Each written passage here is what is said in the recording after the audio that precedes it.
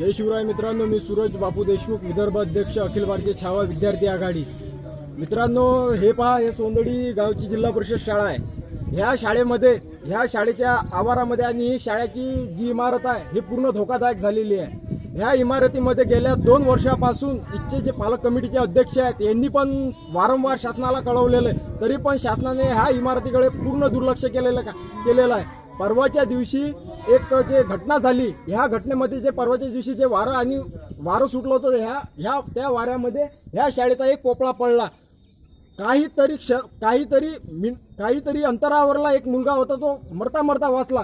जर ह्या इमारतीमध्ये जर असंच जर काही घडत जर गेलं आणि कुठली ना कुठली जीवित जर हानी जर झाली, याला जिम्मेदार कोण? प्रशासन।